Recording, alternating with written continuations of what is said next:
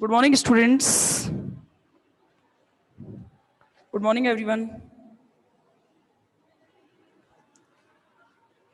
चलिए, सबसे पहले तो नवरात्र स्थापना की आप सबको बहुत बहुत बधाइयाँ। 2020 की नवरात्र स्थापना स्टार्ट हो चुकी है आज। काफ़ी सारे लड़कियां व्रत भी होंगी, लड़के भी व्रत होंगे, कोई दिक्कत नहीं है, ठीक है। चलिए आगे चलें। कल तुल्यांक की चालकता के बारे में मैं बात कर चुकी थी। अब आगे जो बात करूंगी उसका नाम है मोलर चालकता। बिल्कुल सेम वही है, बिल्कुल सेम वही है भाई, सेम वही है। इलेक्ट्रोड हैं,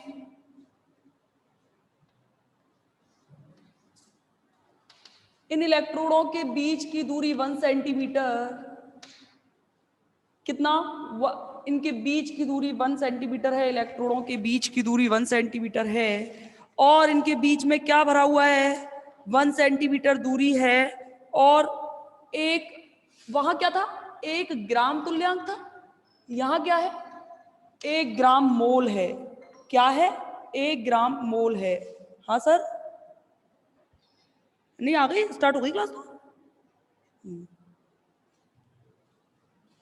2 इलेक्ट्रोड हैं, इन 2 इलेक्ट्रोडों के बीच की दूरी 1 सेंटीमीटर है और इन इलेक्ट्रोडों के प्लेटों के बीच में वहां क्या भरा हुआ था, 1 ग्राम तुल्यांक। यहां क्या भरा हुआ है, 1 ग्राम मोल भरा हुआ है। क्या भरा हुआ है भाई, 1 ग्राम मोल भरा हुआ है। तो बिल्कुल सेम वही है कि फिर अब ऐसा विलयन जिसकी कोई सांद्रता दी हुई हो, कंसंट्रेशन क्या दी हुई हो, C दी हुई हो, तब कंसंट्रेशन C दी हुई हो, तब ऐसे विलयन की चालकता कौन सी चालकता होगी, मोलर चालकता होगी। सेम डेफिनेशन है, मैंने बोला था तुल्यांक की चालकता, वहां 1 ग्राम तुल्यांक भरा हुआ था, यहाँ 1 ग्राम मोल भरा हुआ है। कुछ याद है ना, कल का याद होना चाहिए, आपको याद होगा। कप्पा बिल्कुल सेम वही है, अगर मैं ना भी निकालू तो कोई दिक्कत नहीं है। L/A इंटू सी, यही तो था, L/A इंटू सी तो था ना, L/A इंटू सी। यहां से C निकालोगे तो क्या आएगा, C बराबर आएगा A कप्पा अपॉन L, आएगा कि नहीं आएगा। अच्छा मैंने बोला था A क्या है, 1 सेंटीमीटर स्क्वायर है, लंबाई क्या है 1 सेंटीमीटर है, इनके बीच की दूरी 1 सेंटीमीटर है, क्षेत्रफल 1 सेंटीमीटर स्क्वायर है। तब ऐसी चालकता क्या कहलाएगी भाई, ऐसी चालकता कहलाएगी मोलर चालकता। और मोलर चालकता को वहां लैम्बडा से रिप्रेजेंट किया था, यहां एम से कर लो या इससे कर लो, बात एक ही है। म्यू से कर लो या लैम्डा एम से कर लो, जिससे चाहो इससे करो, कोई दिक्कत नहीं है। यहां से क्या आएगा, यहां से देखो भाई, अगर मैं इस चीज की बात करूं तो लैम्डा एम बराबर क्या आएगा, कप्पा, क्या आएगा, लैम्डा एम बराबर आएगा यहां से कप्पा। और मैंने क्या बोला कि अगर मैं ये कहूं कि इनके बीच की दूरी तो 1 है, तो क्या बचेगा, कप्पा इंटू ए बचेगा कि नहीं बचेगा। तो यहां से क्या आएगा, लैम्डा एम बराबर, फटाफट देखना, कप्पा, बिल्कुल सेम वही। इस बार क्षेत्रफल ए है और माना मेरा इसका वॉल्यूम वी है, तो कितना क्षेत्रफल घेरेगा, 20 सेंटीमीटर स्क्वायर क्षेत्रफल घेरेगा कि नहीं घेरेगा। मैंने कल बोला था अगर मैं ये कहूं कि सी सांद्रता पर विलय के 1000 ml मोल में, मतलब सी सांद्रता कितने में घुली हुई है, 1000 ml में घुली हुई है, तो एक कितना घुला हुआ होगा, 1000/C में घुला हुआ होगा, बिल्कुल सेम वही है, 1000/C में घुला हुआ होगा। तो इस V की जगह पर वॉल्यूम, V की जगह पर क्या लिख सकते हो, V की जगह पर लिखा जा सकता है 1000/C। जहां C क्या है, जहां C क्या है, C है आपका, क्या है C, चाहो तो इसे यहीं भी कर सकते हो, कप्पा VM, चाहो तो ऐसे भी लिख सकते हो, जैसे चाहो वैसे लिख लो, सेम वही है। सिर्फ अब इकाई निकालो, इकाई निकालोगे तो क्या आएगी, लैम्डा एम। कप्पा की इकाई क्या थी भाई, याद करो, कप्पा की इकाई क्या थी, महो पर सेंटीमीटर बटे, अब देखो वहां पे लिया था ग्राम तुल्यांक प्रति लीटर, यहां क्या लेंगे, मोल पर लीटर, क्या लेंगे। तो ये तुल्यांक की चालकता की जगह पर अब किसमें कन्वर्ट हो गई, किसमें कन्वर्ट हो गई, मोलर चालकता में। किसमें कन्वर्ट हो गई भाई, मोलर चालकता में। अब देखो सेम वही है, बस सिर्फ यहाँ पे वो क्या आ रहा था, लैम्डा बराबर कप्पा इंटू वीएम, सेम वही था। अच्छा देखो जरा, अगर मैं NaOH के लिए बात करूं तो मैंने आपको क्या बोला था, इसका मोलर भार क्या होगा, मोलर भार बताओ भाई, कल बात कर रहे थे ना, 23 प्लस ऑक्सीजन 16 प्लस हाइड्रोजन 1 23 और 1 24 और 34 और 6 40 40 है या नहीं, 40 देखना, ये 40 है। अगर इसका ये तो मोलर भार है, क्या है ये मोलर भार, बताओ जरा। तुल्यांकी भार निकालोगे तो कैसे निकालोगे, तुल्यांकी भार निकालोगे तो कैसे निकालोगे बच्चों, मैंने क्या कहा था, इस मोलर भार में H प्लस या OH माइनस आयनों की संख्या से भाग दे दो। यहाँ पे OH माइनस H तो है ही नहीं, H प्लस आयन तो है ही नहीं है क्या हमारे पास, सिर्फ OH माइनस आयन, और OH माइनस आयनों की संख्या क्या है, 1 है या नहीं, 40/1। अब देखो, ऐसे विलयन जिनकी मोलर भार और तुल्यांकी भार के मान समान होंगे, ध्यान से समझना मेरी बात, वे विलयन जिनके मोलर भार बराबर तुल्यांकी भार होंगे, उनके लिए ध्यान रखना मोलर चालकता व तुल्यांकी चालकता के मान भी क्या होंगे, मोलर चालकता व तुल्यांकी चालकता के मान भी क्या होंगे, बराबर होंगे। लेकिन ऐसे विलयन जिनके मोलर भार और तुल्यांकी भार दोनों के मान अलग अलग होंगे, उनमें निम्न संबंध होता है, लैम्डा बराबर लैम्डा m अपॉन जेड। जहां लैम्डा क्या है, तुल्यांकी चालकता, लैम्डा क्या है, तुल्यांकी चालकता, लैम्डा m क्या है, मोलर चालकता, और जेड क्या है, जेड है आपका कि कोई जो विद्युत अपघट्य आप ले रहे हो,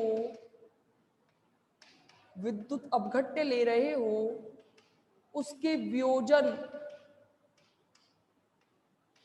किसके, विद्युत अपघट्य के वियोजन, विद्युत अपघट्य के वियोजन से मुक्त धनायनों की संख्या है।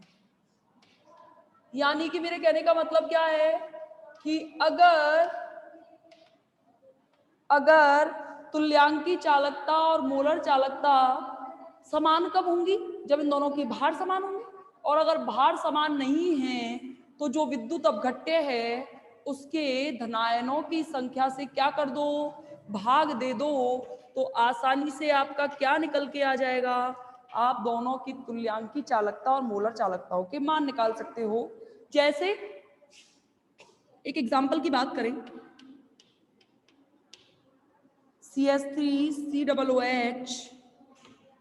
CH3COOH यहाँ पे का होल ट्वाइस, ऐसा करके है एक एग्जांपल, होल ट्वाइस नहीं है, कुछ भूल रही हूं मैं, मेरे दिमाग से निकल रहा है, एक्चुअली में ऐसा था। देखो भाई, इसमें अगर बात करोगे तो आप देखना, इसका मोलर भार निकालना, कार्बन का क्या 12 प्लस 1 15 15 और 12 प्लस ऑक्सीजन का 16 16 प्लस 1 कितना हुआ, 12 और 3 15 15 और 10 25 और 2 27 और 10 37 और 6 43 और 10 53 53 और 6 58 और 59, मतलब ये कुछ एग्जाम्पल था जिसका मोलर भार 126, एक एग्जाम्पल है, कल बताऊंगी उसको, जिसका मोलर भार 126 आता है जबकि तुल्यांकी भार 63 आता है। यानी कुछ ऐसा था जिसमें H प्लस और OH माइनस आयनों की संख्या 2 थी, तो आप भाग दे देना, मुझे एग्जाम्पल याद नहीं आ रहा, लेकिन ऐसे समय में जब मोलर भार और तुल्यांकी भार समान होंगे तब इनकी चालकताओं के मान समान होंगे, और अगर ये दोनों समान नहीं है तो इनके बीच निम्न संबंध होता है। ठीक है, ये था, कुछ ध्यान नहीं आ रहा, कल याद दिलाना मुझे, मैं बताऊंगी, एक एग्जाम्पल था उसमें, कल दिलाऊंगी, कल बताऊंगी मैं इस एग्जाम्पल को अच्छे से। आगे देखो भाई, आगे बात करेंगे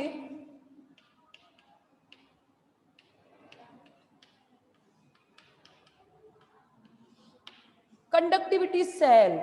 ठीक है, होता क्या है देखो, कल याद दिला देना मुझे, उसका एक एग्जांपल करवा दूंगी मैं,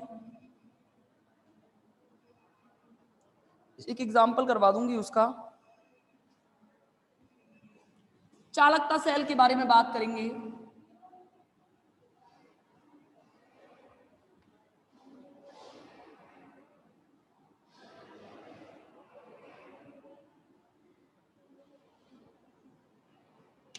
होता क्या है देखो,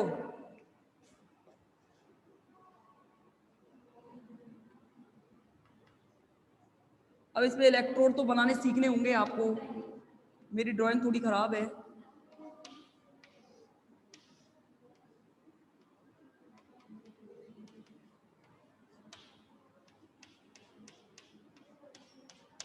देखो भाई, ये है चालकता सेल। क्या है? चालकता सेल है। क्या है ये? चालकता सेल है। अब देखो क्या करते हैं, ये होते हैं इलेक्ट्रोड जो कि प्लेटिनम के बने हुए हैं। किसके हैं? प्लेटिनम के। प्लेटिनम के इलेक्ट्रोड हैं जिन्हें जिन्हें कांच की नलियों में फिट किया गया है। ये है कांच की नलियां, जिन्हें किसमें? ये है कांच की नलियां। ये कांच बना हुआ है पायरेक्स का। किसका? पायरेक्स का कांच बना हुआ है। ठीक है, अगर हम बात करें,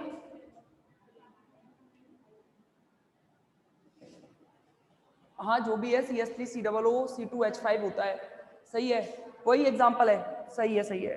दो OH माइनस आयनों की संख्या से भाग देंगे, वही आ गया। ठीक है, अब देखो, कांच की नलियां हैं, इन कांच की नलियों में फिट होते हैं प्लेटिनम के इलेक्ट्रोड। ये कांच की नलियां बनी होती हैं पायरेक्स की। किसकी बनी होती हैं? पायरेक्स की। अब क्या है कि अब मुझे इसके साथ विद्युत संपर्क करवाना है, तो इसमें विद्युत संपर्क करवाने के लिए इसमें डाल देते हैं मरकरी। क्या डाल देते हैं? मरकरी। जैसे ही आप मरकरी डालोगे तो यहाँ पे एक आपका जुड़ा हुआ होगा, क्या? एक आपका जुड़ा हुआ होगा विभव मापी। क्या जुड़ा हुआ होगा? फिजिक्स, मैथ वाले बच्चों ने फिजिक्स की लैब में खुद देखे होंगे, विभव मापी से होते हैं। यहां जुड़ा हुआ होगा विभव मापी। क्या होगा? जैसे ही आप मरकरी डालोगे, जैसे ही आप इसके अंदर मरकरी डालोगे तो आप देखोगे इसके अंदर विक्षेप प्राप्त होता है। क्या प्राप्त होता है? विक्षेप प्राप्त होता है। क्या होता है? विक्षेप प्राप्त होता है। और क्या करते हैं हम इसमें, जो एक जिस विलयन, ध्यान रखना, हम जिस विलयन की चालकता हमें ज्ञात करनी है, जिस विलयन की चालकता हमें ज्ञात करनी है उसे इसमें डाल देते हैं। मरकरी के साथ मिलकर वो एक विलयन का निर्माण करता है, और जैसे ही विलयन का निर्माण करेगा तो यहाँ पे इसके विक्षेप के कारण पता चलेगा कि इसकी चालकता क्या है। क्या है इसकी चालकता? उस चालकता के थ्रू, उस कंडक्टिविटी के थ्रू हम किसी भी विलयन की मतलब कोई सा भी विलयन हो, जैसे आपको NaOH की कंसंट्रेशन चालकता निकालनी है, और आपने इस प्रैक्टिकल को किया भी है, अगर अच्छे से ध्यान होगा तो BSc फर्स्ट ईयर के अंदर है ये प्रैक्टिकल, कंडक्टिविटी सेल वाला। इसमें क्या करते हैं? इसमें ये करते हैं, देखो, एसिटिक एसिड, ये जो होता है ये होता है दुर्बलम, और ये होता है प्रबल क्षार। क्या करते हैं?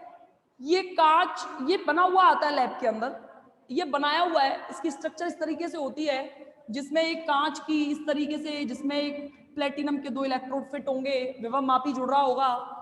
जैसे ही क्या करेंगे, जैसे ही इसमें आप मरकरी, इसके अंदर मरकरी डालोगे तो इस विभव के अंदर विक्षेप प्राप्त होगा जो पहले से डला होता है। हमें तो जाके कुछ नहीं करना होता, हमारे पास 2 सॉल्यूशन होते हैं, एक तो NaOH का, एक एसिटिक एसिड का। पहले डालते हैं इसमें एसिटिक एसिड, जैसे ही एसिटिक एसिड डालोगे तो यहाँ पे विक्षेप प्राप्त होगा, उस विक्षेप को नोट कर लोगे। फिर उसके बाद डालना होता है इसमें NaOH, जैसे ही NaOH डालोगे तो फिर विक्षेप प्राप्त करोगे।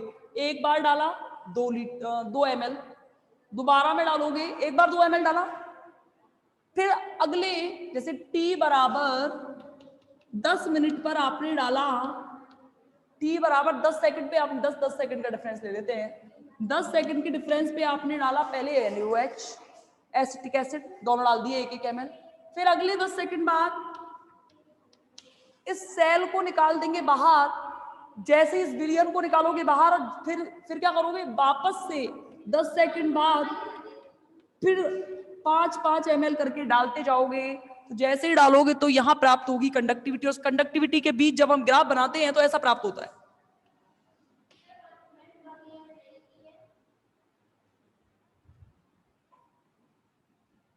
फर्स्ट ईयर नहीं किया मतलब क्या कह रहे हो, फर्स्ट ईयर नहीं किया मतलब, अरे मतलब क्या है, ठीक है नहीं की तो मैं क्या करूं, क्या करेंगे कि यहां पे NaOH और एसिटिक एसिड के लिए ग्राफ प्राप्त करेंगे, और ग्राफ से देखेंगे कि कौन सा प्रबल है और कौन सा दुर्बल है। ये तो बस इतना है कि बस इतना ध्यान रखो कि ये पायरेक्स कांच के बने होते हैं, इसमें प्लेटिनम की पत्तियां फिट होती हैं, प्लेटिनम की पत्तियों पे आप जैसे इसमें मरकरी डालते हो तो यहाँ विक्षेप उत्पन्न होता है, जिस विलियन की कंडक्टिविटी आपको ज्ञात करनी है उसे इसमें डाल देंगे, जैसे ही इसमें डालेंगे तो वापस विक्षेप प्राप्त होगा। तो इस तरीके से हम कंटिन्यूअसली टाइम बाय टाइम क्या करेंगे, हर 10 सेकंड बाद 2 ml, फिर 2 ml, फिर 2 ml, ऐसे करके दोनों को मिलाते जाएंगे तो हमें अलग अलग समय पर अलग अलग कंडक्टिविटी प्राप्त हो जाएगी। तो हम जब चालकता और समय के बीच ग्राफ बनाते हैं तो इस तरीके से प्राप्त होता है, जो हमें ये बताता है कि प्रबल विद्युत अपघट्य कौन सा है और दुर्बल विद्युत अपघट्य कौन सा है। इस तरीके से हम क्या निकाल देते हैं किसी भी चीज की, इसको कहते हैं कंडक्टिविटी सेल। कोई ज्यादा मूड मारने की इसमें जरूरत नहीं है, बस इतना ध्यान रखो कि इसमें होता क्या क्या है और कैसे काम में लेते हैं। बाकी लैब के अंदर आप जब इसका प्रैक्टिकल करते हैं तो और अच्छे से समझते हैं। देखो भाई, ये तो चालकता सेल। अब देखो सेल स्थिरांक, ध्यान से समझना, आपको ध्यान होगा कप्पा बराबर क्या था, L/A/C था ना, था या नहीं, याद करो। मैंने उसमें पर्सनली आपको इस विशिष्ट चालकता को परिभाषित करने के लिए कहा था, क्या कहा था मैंने विशिष्ट चालकता को परिभाषित करने के लिए, कि क्या कहा था कि जिस पदार्थ से होकर आप,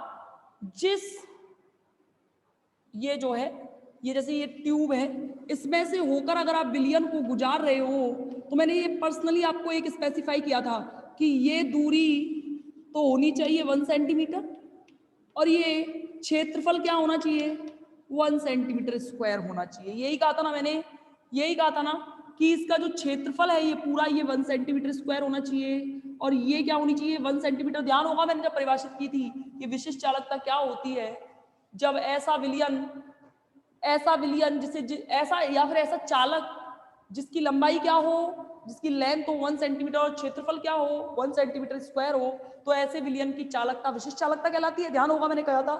अच्छा ये बताओ, क्या पॉसिबल है कि हर बार आप L की वैल्यू 1 सेंटीमीटर लोगे और A की वैल्यू 1 सेंटीमीटर स्क्वायर लोगे? क्या ऐसा संभव है? अगर मैं ये कहूं इस विलियन से होकर गुजारना है, ये चालक पदार्थ है, इसमें से होकर गुजारना है उस विलियन को, तो आप कह सकते हो क्या इसका क्षेत्रफल 1 सेंटीमीटर स्क्वायर है? क्या इसकी दूरी 1 सेंटीमीटर है? नहीं, ये तो मैंने स्पेसिफाई कर दिया है कि L की वैल्यू 1 होनी चाहिए और A की वैल्यू 1 सेंटीमीटर स्क्वायर होनी चाहिए, लेकिन हर बार 1 हो ऐसा संभव नहीं है। तो इस दुविधा को दूर करने के लिए विशिष्ट चालकता के साथ एक स्थिरांक को जोड़ा गया जिसे कहा गया सेल स्थिरांक। यानी कि विशिष्ट चालकता को परिभाषित कैसे किया था कि कप्पा बराबर क्या हो, C हो। ऐसी चालकता जिसकी नॉर्मल चालकता किसके बराबर हो जाए, नॉर्मल चालकता विशिष्ट चालकता कहलाती है, लेकिन ऐसा संभव नहीं था।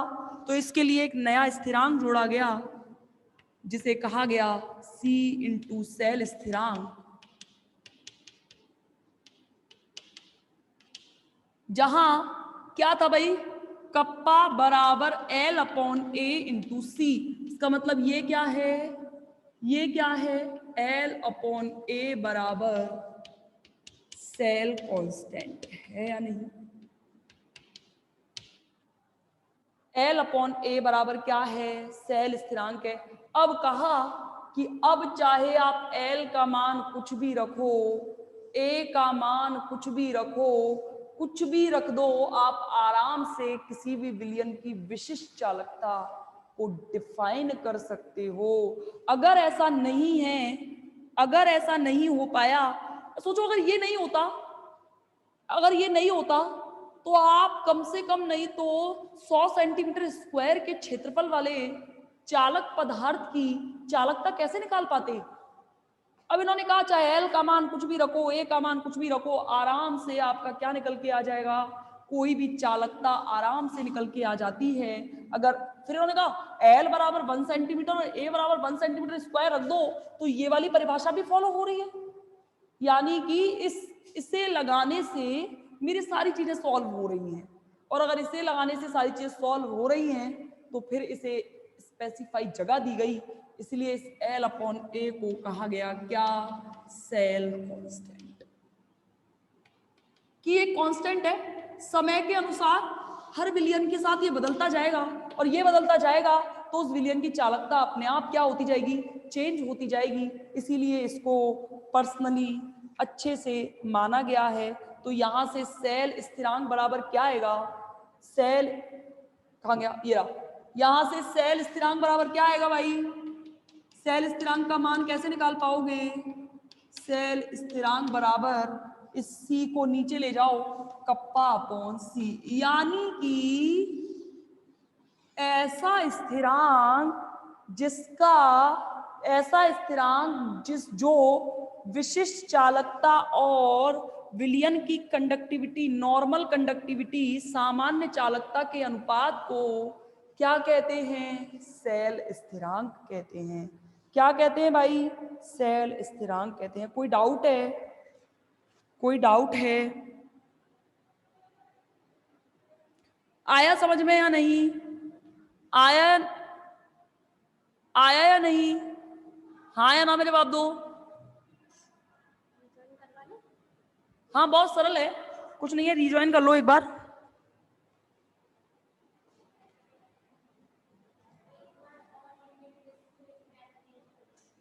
क्या,